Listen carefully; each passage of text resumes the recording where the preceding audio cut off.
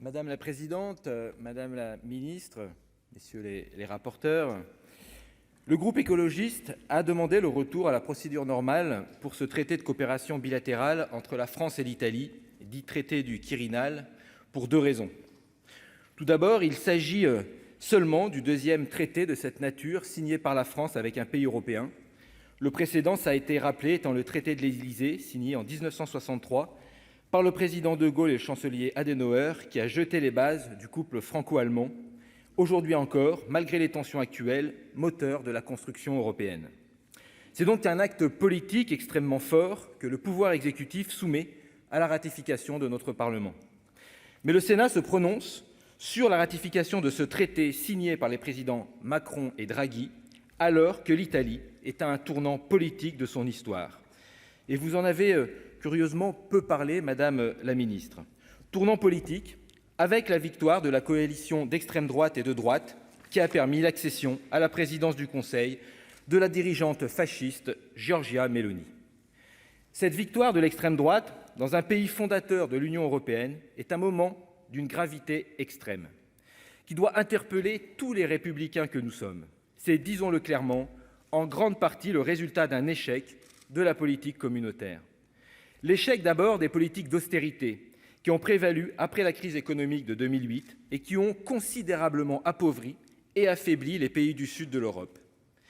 L'échec ensuite de notre politique migratoire, des règlements de Dublin, Dublin II et Dublin III, qui en refusant le droit de libre installation des personnes migrantes et en forçant l'enregistrement des demandes d'asile dans le premier pays européen visité, ont abandonné les pays méditerranéens, l'Italie au premier chef, face aux défis migratoires.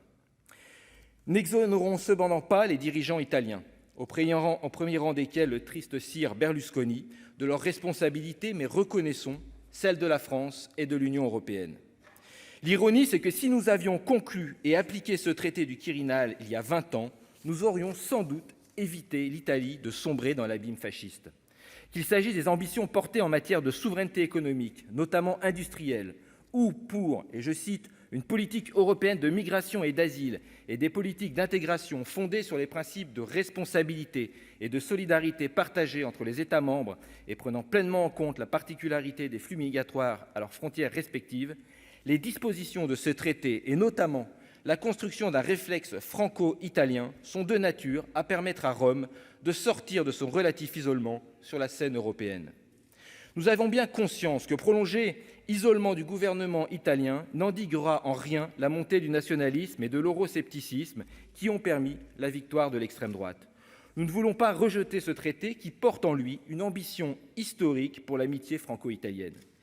Mais aujourd'hui, alors que les héritiers de Mussolini ont pris le pouvoir, le préalable à toute coopération franco-italienne renforcée doit être d'une intransigeance absolue sur le respect de la démocratie, le respect des droits fondamentaux, notamment le droit des femmes et des minorités.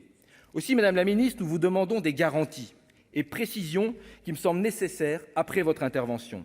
La France suspendra-t-elle l'application du traité quand ses droits seront bafoués? Refusera-t-elle de remettre à la justice italienne des militants antifascistes qui, victimes de répression politique, se réfugieraient sur son sol? Souhaite-t-elle organiser chaque année un sommet intergouvernemental avec un pouvoir fasciste? Veut-elle poursuivre la normalisation de l'extrême droite que le président de la République semble avoir entamée dimanche soir? Ce traité est historique. Sa portée, je l'ai dit, symbolique et exceptionnelle. Aussi, au regard du contexte politique actuel, nous avons besoin de garanties fermes du gouvernement pour nous prononcer en faveur de sa ratification. À défaut, nous serons contraints de nous abstenir. Merci.